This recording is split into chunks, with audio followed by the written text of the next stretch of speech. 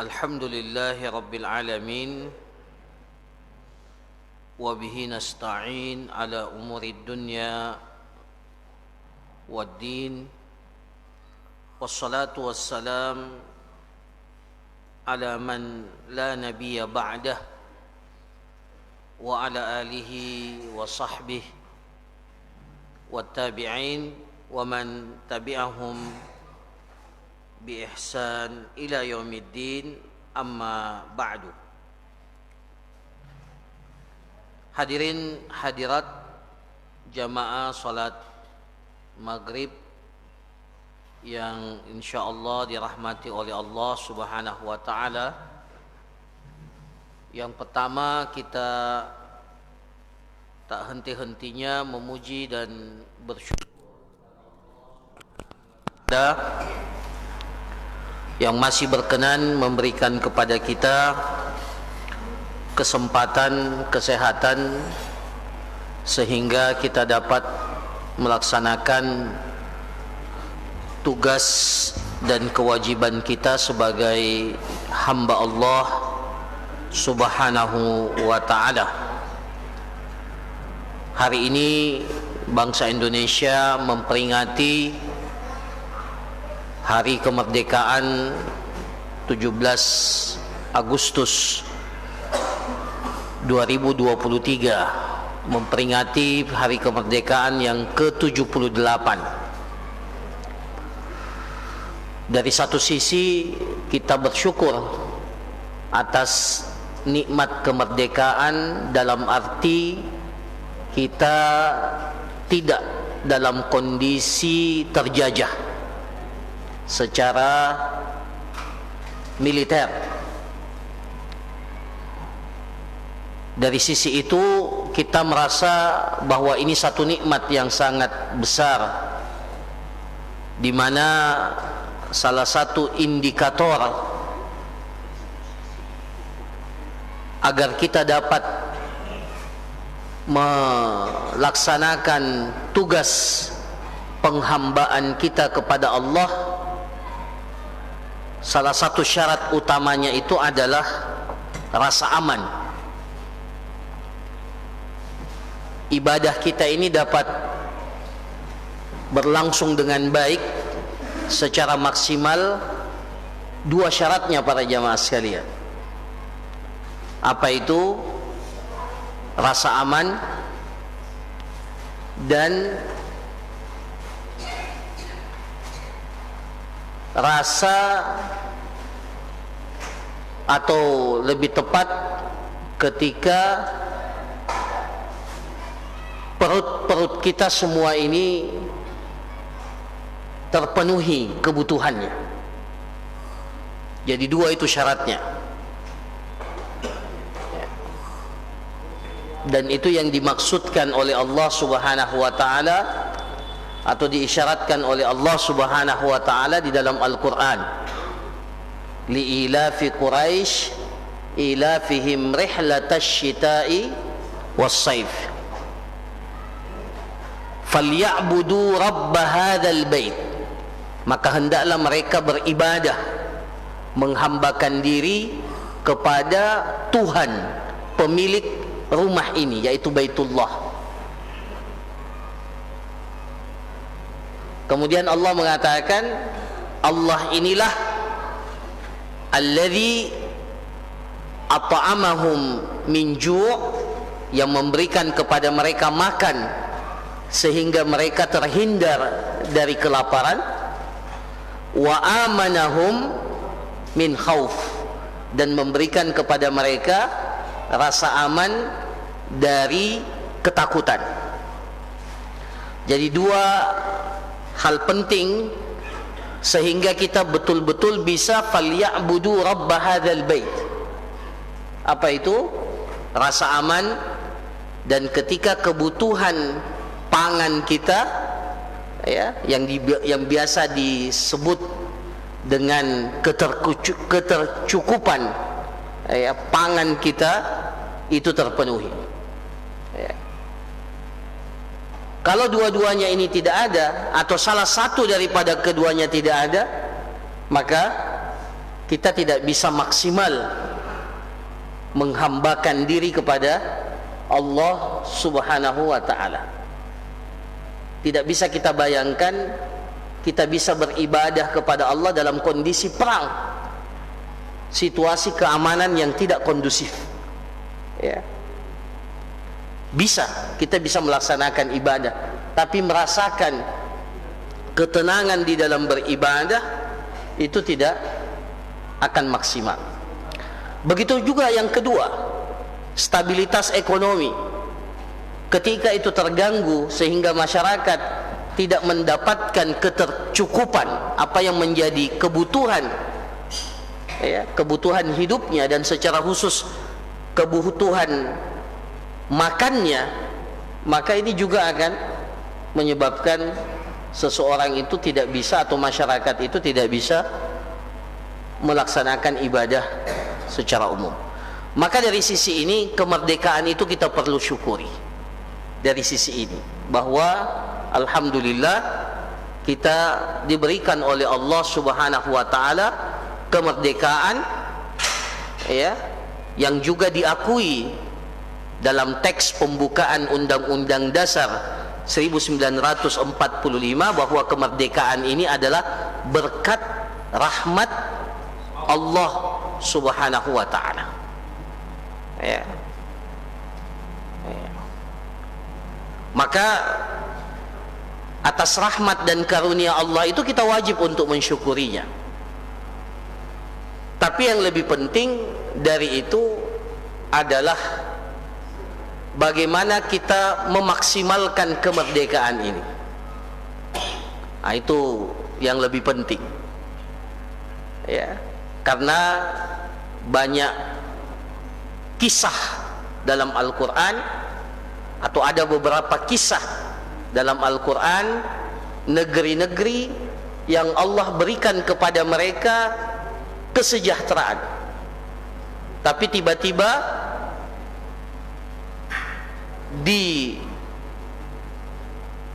diazab oleh Allah Subhanahu wa ta'ala karena mereka mendurhakai, ya, melaksanakan kemaksiatan, ya, kepada Allah Subhanahu wa ta'ala. Maka tidak ada jalan yang lain mengisi kemerdekaan ini dengan keimanan dan ketakwaan. Walau anna ahlal qura amanu wattaqau lafatahna alaihim barakatim minas sama. Keberkahan dari langit itu tidak akan jatuh, tidak akan turun kepada kita. Keberkahan yang berasal dari muka bumi tidak akan kita peroleh kecuali ketika penduduk satu negeri itu amanu wattaqau, beriman dan bertakwa kepada Allah Subhanahu wa ta'ala. Maka bukti kesyukuran kita atas nikmat kemerdekaan itu adalah bagaimana kita memaksimalkan nilai-nilai keimanan dan ketakwaan kepada kita. Dan itu yang diterjemahkan, ya, secara langsung dalam pembukaan Undang-Undang Dasar 1945.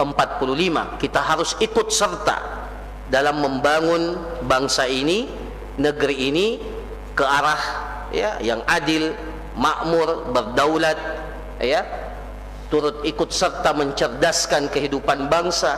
Semuanya itu adalah variabel-variabel, semuanya itu adalah poin-poin penting yang harus kita lakukan, ya, dan itu semuanya tidak akan maksimal kecuali disertai dengan maksimalisasi keimanan dan ketakwaan kita kepada Allah Subhanahu wa ta'ala.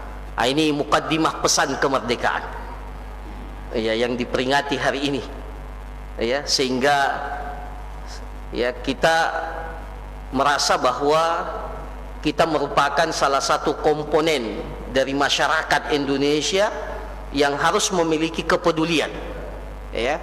Nabi kita Nabi Muhammad sallallahu alaihi wasallam itu peduli dengan kota Mekah. Meskipun kota Mekah itu, ya, pada awalnya mengusir Nabi sallallahu alaihi wasallam, penduduknya mengusir Nabi sallallahu alaihi wasallam, ya, tapi Rasulullah tidak pernah melupakan tanah airnya, tidak pernah melupakan kampung halamannya. Meskipun beliau pada akhirnya memilih untuk tinggal di kota Madinah, tapi beliau tetap mengakui bahwa Mekah itu adalah tanah yang terbaik, tanah yang paling dicintai oleh Allah Subhanahu wa taala, yang kemudian pada tahun ke-8 Hijriah beliau berhasil menguasai kembali kota Mekah. Jadi cinta tanah air, ya, cinta kampung halaman itu bagian dari fitrah kita yang tidak bisa dipisahkan. Sehebat apapun antum, kalau antum di luar negeri pasti akan rindu kembali ke kampung halaman. Sehebat apapun kita di luar, bahkan ada orang yang memilih untuk hidup menderita tapi di kampung halaman, daripada di luar tapi tapi jauh dari kampung halaman. Nah, itu diantara hal-hal yang mungkin bisa menjadi salah satu bagian kenapa pentingnya kita ini mensyukuri nikmat kemerdekaan bangsa kita, tanah air kita berada dalam kondisi aman, kondusif, ya, secara umum, ya. Meskipun di sana sini ada persoalan-persoalan yang perlu untuk kita benahi, yang perlu untuk mendapatkan respon lebih dari kita, tapi alhamdulillah kita dapat melaksanakan syiar-syiar agama kita ini tanpa perlu merasa takut untuk menampakkan bagian daripada syiar agama kita. Nah, ini para jamaah sekalian yang dirahmati oleh Allah Subhanahu wa taala. Kemudian melanjutkan kajian kita pada malam hari ini, pembahasan kita masuk pada pembahasan yang ke-12, al-muzara'ah wal musaqah. Itu ya, pembahasan itu ya, al-muzara'ah wal musaqah. Masya Allah, ini saya takut tehnya dingin.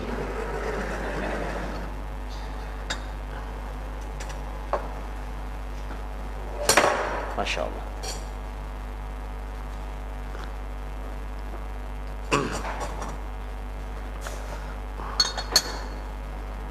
Ya, apa itu al-muzara'ah dan al-musaqah? Muzara'ah dan musaqah ini salah satu bentuk kemitraan, kerjasama dalam pengelolaan tanah produktif, baik itu sawah ataupun kebun, ya. Dikenal dengan muzara'ah, dikenal dengan istilah musaqah. Al-muzara'ah itu dari kata mazra'ah, kebun, sawah, ya, tempat kita menanam, mazra'ah. Dari kata zara'a, dalam bahasa Arab zara'a itu artinya menanam. Kemudian al-musaqah, al-musaqah itu dari kata as-saqyu, as-siqayah, menyiram, ya, menyiram. Nah, bagaimana bentuk kemitraan, bagaimana bentuk kerjasama dalam al-muzara'ah dan al-musaqah? Maka coba lihat apa definisi al-muzara'ah. Al-muzara'ah ini didefinisikan oleh para ulama kita, daf'u ardin liman yazra'uha aw habbin liman yazra'uhu wa yaqumu alaihi bi juz'in ma'lumin musya' min ath-thamarah. Daf'u ardin liman yazra'uha, jadi ada pemilik tanah, pemilik kebun, pemilik sawah, tapi pemilik sawah ini tidak bisa menggarap sawahnya, dia tidak bisa mengelola kebunnya, maka dia serahkan kebun itu liman yazra'uha, kepada orang yang mau mengelolanya. Aw habbin liman yazra'uhu, atau terkadang ada orang yang mampu bekerja sebagai petani, bahkan dia punya tanah, dia punya sawah, tapi dia tidak punya bibit, dia tidak punya bibit. Maka ada orang yang memberikan bibitnya kepada pekerja itu untuk dia pelihara, ya, untuk dia pelihara, ya. Nah, kemudian, ya, wa yaqumu alaihi bi juz'in ma'lumin musya'in min ats-tsamarah. Kemudian pada akhirnya ketika menghasilkan buah, menghasilkan hasil, maka dia hasilnya itu dibagi sesuai dengan apa yang disepakati, selama pembagian hasilnya itu tidak ditetapkan dari mana asalnya. Apa ini maksudnya para jamaah sekalian? Di sini dikatakan bijuz'in ma'lumin musya'. Jadi musya' itu dari kesemuanya, tidak boleh ditentukan. Tidak boleh dia katakan ini sawah, satu petak sawah, nanti hasilnya yang di bagian barat itu semua milik saya. Tidak boleh begitu. Ya? Atau yang dekat dengan irigasi itu nanti bagian hasilnya buat saya. Tidak boleh. Nah, itu namanya bukan musya'. Jadi bijuz'in ma'lumin musya', tidak boleh ditetapkan tempatnya, tapi harus dikumpulkan semua hasilnya kemudian dibagi secara proporsional berdasarkan kesepakatan. Ya? Karena biasanya satu petak sawah itu bisa saja yang sebelah barat, yang sebelah timur, selatan, utara, itu bisa saja hasilnya beda-beda. Ya? Beda-beda. Ini kalau kita bicara sepetak. Kalau bicara hektar, ya, bicara apa di atasnya hektar? Apa lagi di atasnya? Tidak ada lagi ya. Nah, kalau saya bicara hektar, luasannya sekian hektar, puluhan hektar, ratusan hektar, maka tidak boleh yang bagian barat, ya, itu milik saya. Itu hasilnya buat saya. Tidak boleh kesepakatannya seperti itu. Nah, ini maksudnya bijuz'in ma'lumin musya'in minats tsamarah. Jadi hasilnya itu nanti digabung dan kemudian dibagi sesuai kesepakatan. Tapi digabung dulu semuanya. Tidak boleh dipilah-pilah, ya, pembagiannya sejak awal. Nah, itu namanya muzara'ah. Kemudian musaqah. Apa al-musaqah? Al-musaqah seperti yang kita katakan tadi adalah menyiram. Ya. Nah, di sini didefinisikan daf'u syajarin magrusin ma'lumin lahu samarun ma'kulun liman ya'malu alaihi bijuz'in musya'in ma'lumin minats tsamarah. Daf'u syajarin magrus. Jadi ada seorang pemilik kebun, di kebunnya itu sudah ada pohonnya. Sudah ada pohonnya. Kalau dahulu, kalau di Arab itu di kebun itu sudah ada pohon kurma, tapi dia tidak bisa menyiram pohon itu setiap hari karena sibuknya. Dia cuma mampu untuk menanam pohon di kebunnya itu, atau dia sudah beli kebun dan kebunnya itu banyak pohonnya, dia tidak bisa merawatnya, maka dia bekerja sama dengan seseorang untuk menyirami dan memelihara pohon-pohon yang berada di kebun itu dengan perjanjian bagi hasil yang disepakati, tetapi hasilnya seperti yang saya katakan tadi, ya, tidak boleh ditetapkan dan tidak boleh ditentukan. Umpamanya di dalam kebun itu ada durian sama mangga. Ya, si pemilik kebun mengatakan, saya urus ini kebun, ya, tapi yang durian ini, iya, hasilnya milik saya, kamu mangga saja. Anda boleh begitu, ya, meskipun disepakati oleh siapa, tidak boleh. Ini namanya zalim. Ya, jadi boleh, tapi apa? Hasilnya itu harus dibagi sesuai dengan kesepakatan, tapi tidak boleh ditetapkan bagian tertentu dari kebun itu. Nah, ini namanya musaqah. Jadi apa bedanya antara muzara'ah dan musaqah? Kalau muzara'ah itu baru mau menanam kemudian dipelihara, ya, seperti sawah itu muzara'ah namanya, muzara'ah kalau sawah, ya, kalau kerjasama di sawah itu namanya muzara'ah. Tapi kalau sudah ada pohonnya tinggal mau dirawat, itu namanya musaqah. Itu perbedaan inti antara muzara'ah dan musaqah. Ya. Nah, apa dalilnya kebolehan itu? Dalilnya adalah hadis Ibnu Umar radhiyallahu anhuma. Jadi dua-duanya ini disyariatkan. Dua-duanya ini disyariatkan dalam agama kita dan termasuk di antara akad yang dibenarkan dan masuk dalam bentuk akad kemitraan, akad syirkah. Tapi syirkahnya ini dalam pengelolaan tanaman yang memiliki hasil. Ya. Apa dalilnya? Ya. Hadis Ibnu Umar radhiyallahu anhuma, beliau mengatakan, annan nabiyya sallallahu alaihi wasallam amala ahla Khaybar bi syatri ma yakhruju minha min thamarin aw zar'in. Rasulullah sallallahu alaihi wasallam bersepakat untuk mempekerjakan penduduk Khaybar. Khaybar itu satu wilayah, ya, yang dekat dengan kota Madinah. Khaybar, ya, kira-kira jaraknya, ya saya tidak tahu persis berapa jaraknya, tapi tidak jauh dari kota Madinah, ya. Itu namanya Khaybar, ya. Khaybar, ya. Disitulah pada akhirnya Rasulullah mengusir, ya, penduduk orang Yahudi dari kota Madinah, dan sebagian dari mereka itu pada akhirnya menetap di Khaybar, ya, Khaybar. Makanya ada namanya perang Khaybar yang terkenal dalam sejarah. Nah, jadi Nabi Shallallahu Alaihi Wasallam mempekerja, dan pada saat Khaybar dikuasai oleh kaum muslimin setelah perang Khaybar, ya, setelah perang Khaybar itu jatuh ke tangan kaum muslimin, maka seluruh aset perkebunan yang ada di Khaybar otomatis berpindah ke pemilikannya kepada kaum muslimin.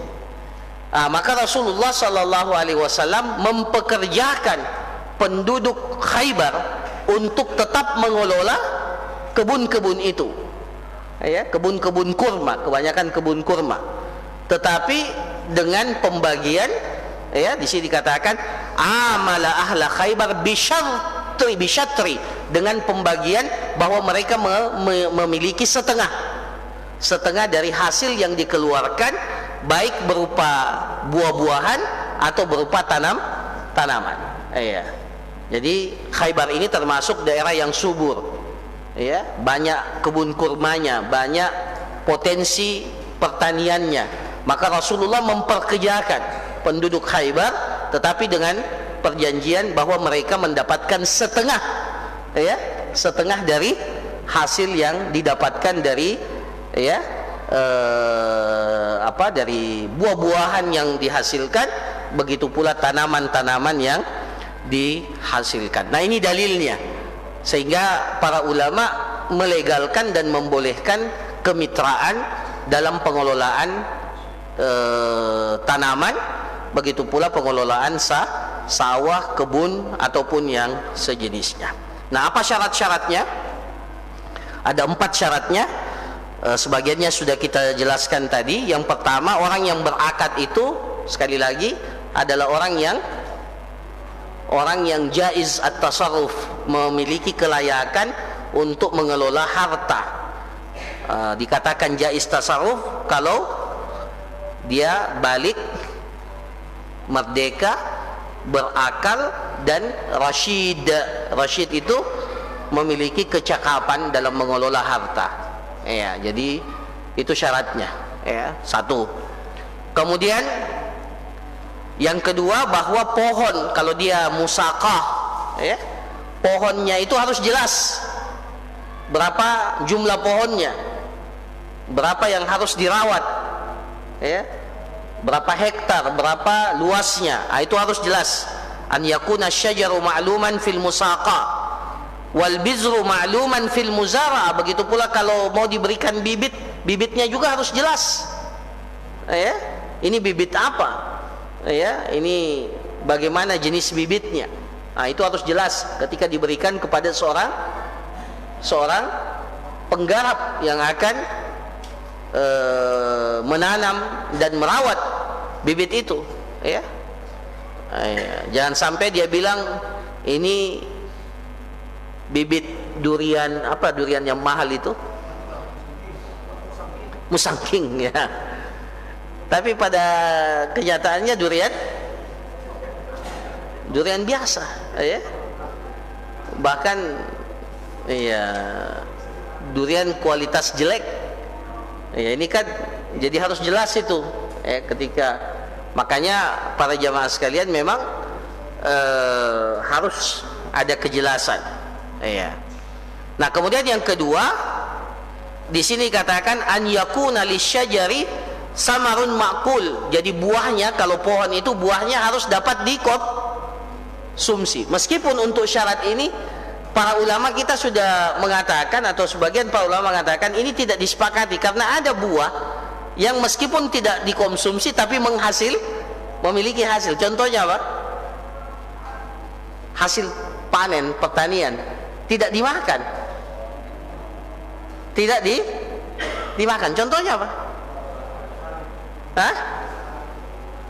Sawit. Dimakan sawit itu ya? Tidak, tapi dikelola, akhirnya bisa jadi minyak. Nah, itu juga. Ya, jadi tidak mesti. Ini kan syaratnya ayyakuna lisyajari samarun ma'kul. Ya, ada apa? Pohon itu harus punya buah yang dapat dikonsumsi. Nah, ini sebenarnya syarat dahulu yang disebutkan oleh para ulama. Meskipun syarat ini tidak disepakati. Jadi bisa saja ada pohon atau ada tanaman pada tujuan akhirnya bukan untuk tujuan konsumtif, tapi untuk tujuan dikelola sehingga hasilnya bisa dimanfaatkan. Sekarang kan banyak jenis tanaman yang tidak dimakan. Kapas, apalagi yang dibuat parfum itu apa? Gaharu, ya. Wah, itu gaharu harganya itu luar biasa. Saya pernah beli gaharu, atau bukan saya beli, saya dibelikan. Nah, itu lebih tepat, saya dihadiahkan. Itu gaharu yang botol kecil itu berapa cc itu? Yang kecil, botol yang paling kecil. Enggak, yang kecil, yang paling kecil, botol kecil itu harganya, gaharunya itu harganya 150 real. Ya, 150 kali 4 itu 4.000 ya. Berarti 400. Nah, itu cuma botol kecil begitu. Nah, itu gaharu itu. Ya. Gaharu asli. Ya.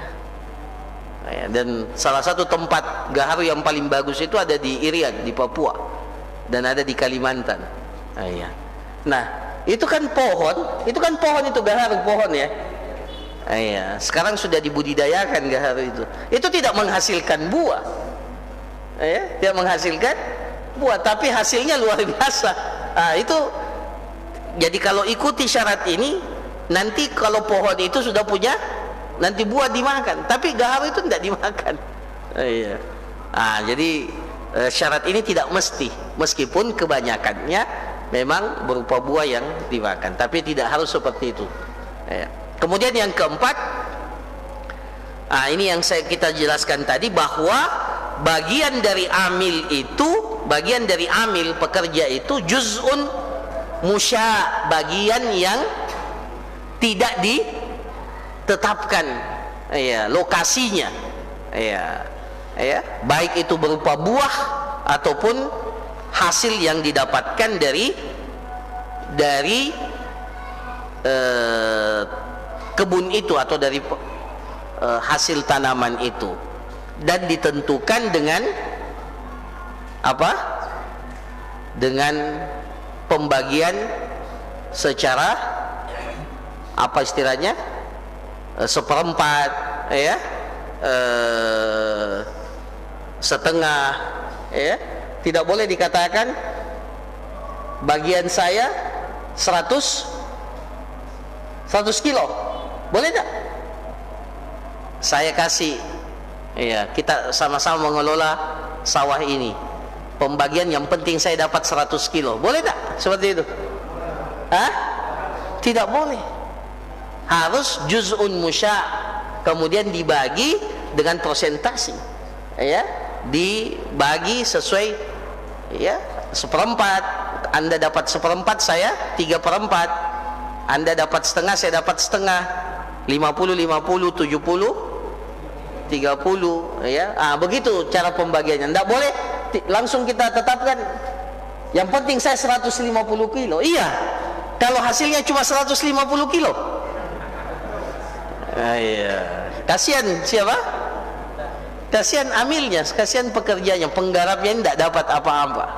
Nah, ini para jamaah sekalian yang dirahmati oleh Allah. Nah, terkait beberapa hukum dari musaqah dan muzara'ah ini, ya, yang pertama, amil, pekerja itu bertanggung jawab untuk merawat, merawat tanaman itu sehingga menghasilkan buah atau sehingga dia memiliki hasil, ya, baik itu min hars, ya, dia menyuburkan, ya, hars itu apa, mencangkul, ya, nisa'ukum harsul lakum, ya, itu dalam bahasa Al-Quran. Jadi dia yang harus mencangkul, dia yang harus menyiram, dia yang harus membersihkan, dia harus merawat, ya. Kalau kurma, maka amil itu bertugas untuk apa? Talqih. Apa itu talqih? Mengawin, karena kurma itu harus dikawinkan, ya. Jadi bukan hanya manusia yang harus dikawinkan, bukan hanya binatang yang harus dikawinkan, ya. Ya, seperti salak, betul, ya. Jadi salak itu ada betinanya, ada jantannya. Kurma pun seperti itu. Jadi ada betinanya dan ada jantannya. Jantannya itu tidak berbuah, tidak ada kurmanya. Dia hanya menghasilkan apa namanya? Apa istilahnya? Apa namanya? Biar pelajaran biologi ini, sudah lupa saya pelajaran biologi. Putik sari, ya? Serbuk sari. Ya? Yang jantan itu menghasilkan apa? Serbuk sari. Yang betinanya? Berselisih nih. Dapat berapa biologi kita ini? Dia lupa nih. Ya. Yang jelas begitu, ya. Jadi ada yang jantannya dan ada yang betinanya. Jadi siapa yang bertugas mengawinkan? Amil. Jadi kalau gara-gara itu kebun itu atau pohon itu tidak berbuah, siapa yang disalahkan? Amil. Ku lupa mengawinkan, tidak boleh itu, ya. Jadi yang disalahkan amil, maka amil harus bertanggung jawab karena itu memang tugasnya, ya, terkait dengan tugas amil. Adapun pemilik tanah, apa tugasnya? Ya, jadi masing-masing memiliki tanggung jawab. Tugasnya adalah menjaga asal dari tanah itu, kebun itu. Jadi asalnya harus dia jaga, ya. Kalau tadi pengelolaannya itu diserahkan kepada amil, tapi asalnya tanah itu harus dijaga dan dikelola atau menjadi tanggung jawab pemilik tanah, pemilik kebun, ya. Apa yang terkait dengan asal tanah itu? Seperti menggali sumur, itu tanggung jawabnya siapa? Amil atau pemilik tanah? Pemilik tanah yang bertanggung jawab. Jadi kalau dia suruh mengelola, kemudian di tanah itu tidak ada sumber airnya, siapa? Tidak boleh pemilik tanah bilang, kerja mikau, kakak, anda ini yang tidak. Harus pemilik tanah yang bertanggung jawab mengadakan sumber air, ya. Jadi dia harus buat sumur dulu, ya. Kemudian kalau tidak ada sumur, dia bertanggung jawab untuk bagaimana air itu bisa sampai ke tempat itu.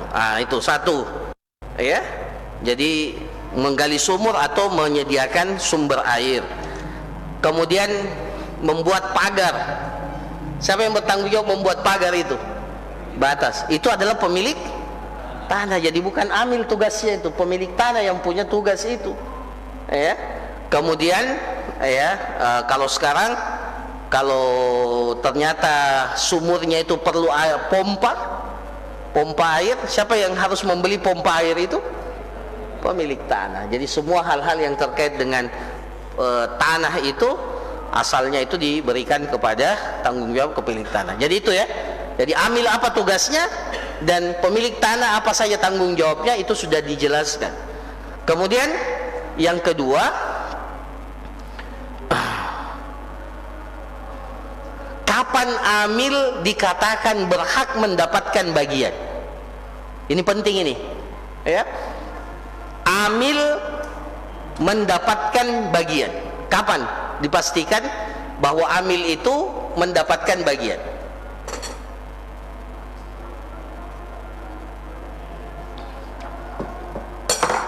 Amil itu mendapatkan bagian, mulai dikatakan dia mendapatkan bagian ketika, ya, ketika buah itu sudah mulai nampak. Buahnya itu sudah mulai nampak, ya. Jadi para jamaah sekalian, katakanlah seperti ini contoh kasus ya. Buahnya sudah mulai nampak. Kemudian setelah itu ternyata amilnya meninggal dunia, ya. Tidak boleh pemilik tanah mengatakan semua hasilnya adalah milik saya. Kenapa? Karena sudah nampak hasil, meskipun belum panen ini, tapi sudah mulai muncul buahnya. Jadi dalam kondisi yang seperti itu, amil sudah berhak mendapatkan bagiannya, ya, sudah berhak mendapatkan bagian yang jelas dari hasil kebun itu. Jadi menentukan kapan dia sudah mendapatkan hasil itu ketika sudah menampakkan buah atau hasil, ya. Nah, yang keempat para jamaah sekalian, kalau terjadi pembatalan akad, pembatalan sepihak, maka dilihat, ya, dilihat. Kalau pembatalan akadnya itu terjadi setelah buahnya muncul, ya.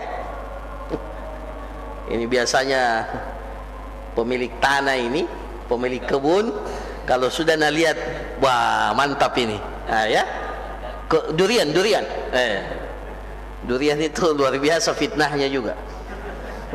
Atau yang lain pun yang mahal-mahal itu, apa yang mahal itu seperti, kalau mangga ya lumayan lah, tapi tidak terlalu, seperti cengkeh atau seperti apa, lada hitam. Dulu vanili, ya. Ya, masih mahal itu vanili ya sampai sekarang. Iya, masih mahal. Yang begitu. Nah, sudah mulai menampakkan buah dan buahnya masya Allah. Tiba-tiba pemilik tanah bilang, kita batalkan saja akad. Dia apa? Dia bilang batal akad. Ada konsekuensinya enggak?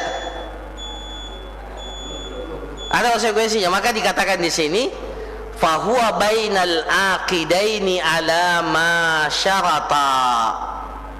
Fa in fasakha, maka fahuwa bainal aqidaini ala ma syarata.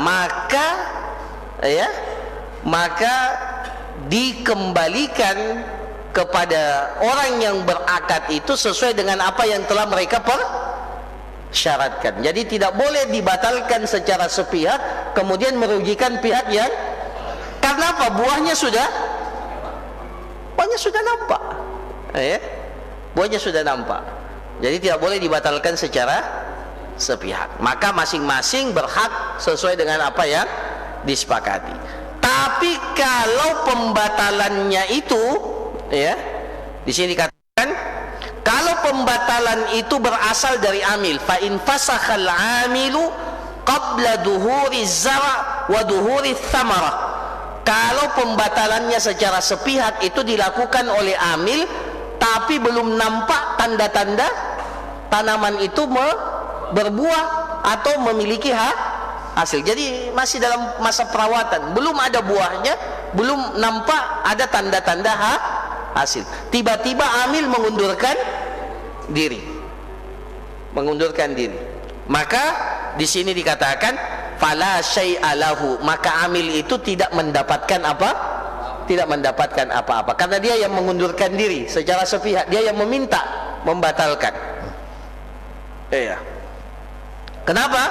Karena dengan melepaskan tanggung jawab itu dia sudah ridha untuk menjatuhkan haknya. Jadi dia sudah rela haknya dia tidak dapatkan. Itu kalau belum menunjukkan tanda-tanda adanya buah atau hasil. Nah, tapi kalau yang membatalkan itu pemilik tanah, tadi kalau sudah nampak buahnya seperti yang kita katakan, maka sesuai dengan kesepakatan. Tapi kalau belum nampak dan yang membatalkan itu dari pihak amil, maka amil tidak dapat apa-apa. Pemilik tanah sebenarnya masih mau lanjut, tapi amilnya yang tidak mau, maka amil tidak berhak menuntut apa-apa. Ya, meskipun dia sudah bekerja, ya, dia sudah bekerja, ya, yang dengan syarat selama belum menunjukkan hasil. Tapi kalau ternyata yang membatalkan itu justru pemilik tanah, maka dan amilnya sebenarnya masih mau, tapi pemilik tanah bersikeras untuk membatalkan akad. Maka kata para ulama, maka dalam kondisi yang seperti ini amil berhak tetap untuk mendapatkan upahnya sesuai dengan kerja. Jadi dilihat berapa pantas upah yang diberikan dengan pekerjaan yang telah dia lakukan. Jadi tidak lagi menunggu hasilnya, tidak lagi menunggu hasilnya. Yang dia dapatkan hanya apa? Upah yang sesuai, ya, upah yang sesuai, bukan upah yang disepakati, upah yang disebut ujratul misal, upah rata-rata yang yang terjadi di tempat itu, yang diberikan di tempat itu untuk pekerjaan yang telah dilakukan oleh si amil ini. Nah, jadi ini para jamaah sekalian, jadi mudah-mudahan bisa dibedakan ya, kalau pembatalannya itu secara sepihak sebelum nampak ada hasilnya. Nah, kemudian kalau ternyata sudah dirawat, sudah disiram, dan sudah sampai masanya harus panen, tapi tidak ada buahnya. Iya, mau istilahnya gagal panen atau apa? Ya. Petani itu kata para ulama, sebagian para ulama merajihkan bahwa pekerjaan yang paling afdol itu adalah petani. Kenapa? Karena petani itulah orang yang paling tinggi tawakalnya kepada Allah Subhanahu wa taala. Iya, betul. Ya. Maka bagus itu kalau kita jadi petani, melatih apa? Tawakal dengan ikhtiar maksimal. Kita sudah berikhtiar maksimal, tapi hasil serahkan kepada Allah Subhanahu wa taala. Kita sudah maksimal ikhtiar kita, tiba-tiba ya, tidak ada hasilnya, gagal panen. Sering terjadi, betul tak? Ya. Atau ini mohon maaf ya, banyak juga kejadian bagus panennya, tapi hasilnya over, akhirnya harganya jatuh. Itu tomat ya, bahkan sebagian petani itu sudah malas memetik, karena dia petik pun dia jual lebih banyak lagi. Jadi dia bilang silakan ambil. Itu sebagian para jamaah sekalian ada yang begitu. Nah, jadi kata para ulama, kenapa dirajihkan jadi petani itu afdol? Karena paling tinggi tawakalnya kepada Allah. Nah, ini kalau seperti ini, jadi sudah dirawat, tidak berbuah juga, tidak ada hasilnya, maka apa? Fala syai'a lil amil, maka buat amil itu tidak ada bagian apa-apa. Namanya sudah ikhtiar, ya, sudah ikhtiar. Jadi pemilik kebun juga tidak dapat apa-apa, si amil juga tidak. Jadi masing-masing sudah rugi. Si pemilik kebun itu, ya, tanahnya sudah dikelola, tentunya ya ada kerugian juga di situ, dan yang amil juga sudah rugi dengan tenaga yang dia keluarkan karena dia sudah mengelola, dan tapi namanya hasil ya kembali kepada Allah Subhanahu wa taala. Nah, ini diantara hukum-hukum yang terkait dengan al-musaqah dan al-muzara'ah. Semoga bermanfaat. Barakallahu fikum, jazakumullah khairan. Kalau ada pertanyaan satu atau dua sebelum kita tutup, saya persilahkan.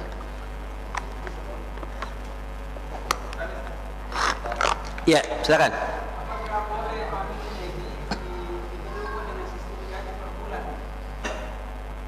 Oh, kalau begitu tidak lagi konsepnya musaqah dan muzara'ah. Namanya ujrah. Dikasih upah. Seperti pegawai itu. Iya, tapi tidak boleh lagi dituntut amilnya. Kenapa tidak berbuat? Yang penting dia sudah melaksanakan tugasnya secara benar, ya. Ya, jadi tidak apa-apa, silahkan. Ya, sama kalau kita punya pegawai, ya sama juga seperti itu. Tugas Anda menyiram ini setiap hari sekian, sudah jelas. Nah, saya kasih gaji 1 juta per bulan. Terlepas ada buahnya, tidak ada buahnya, itu bukan urusan. Tapi kalau musaka, muzara, masing-masing memiliki tanggung jawab. Kenapa muzara? Karena juga amil mau dapat buahnya. Beda tadi kalau ini, dia cuma bekerja sesuai dengan apa yang disepakati dengan pemilik tanah. Ya.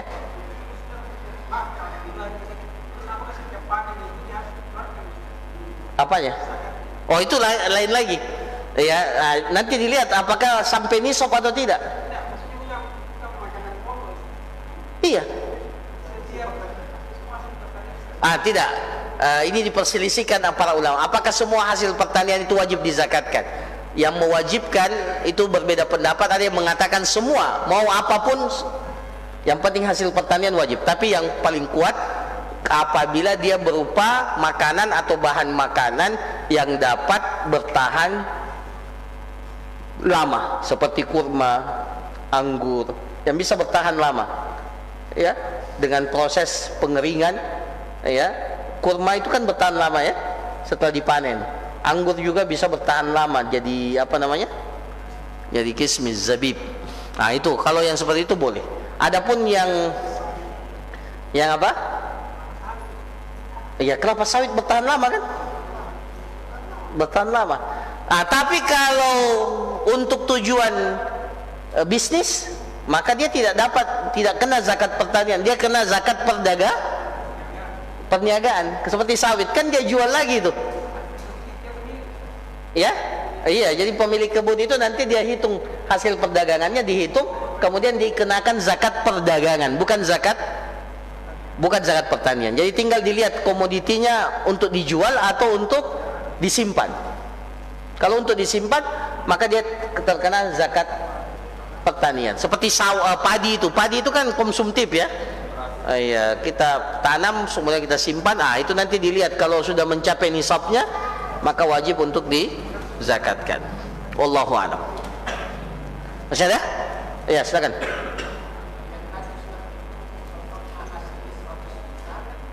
Hasilnya ini dijual, ya, berarti, ya. Ya.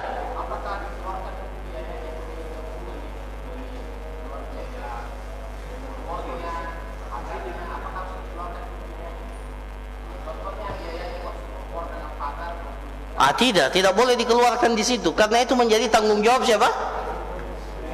Enak sekali itu berarti. Langsung dibagi harusnya hasilnya, ya.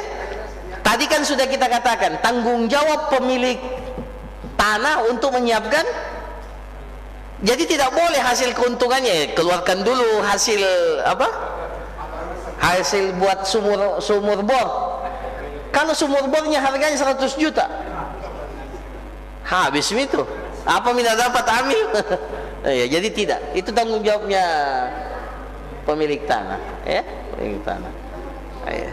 Kan masih ada hasil panen kedua lagi nanti, hasil panen ketiga. Iya. Nah, seperti itu. Begitu pula pagar dan seterusnya, tidak boleh dikeluarkan dulu. Iya. Iya. Wallahu a'lam. Cukup? Tidak ada lagi? Ya, kalau tidak ada kita cukupkan. Barakallahu fikum. Kita tutup. Subhanakallahumma rabbana wa bihamdik nasyhadu an la ilaha illa anta nastaghfiruka wa natubu ilaik. Wa sallallahu ala nabiyyina Muhammad wa ala alihi wa sahbihi ajma'in. Wa akhiru da'wana alhamdulillahi rabbil alamin. Assalamualaikum warahmatullahi wabarakatuh.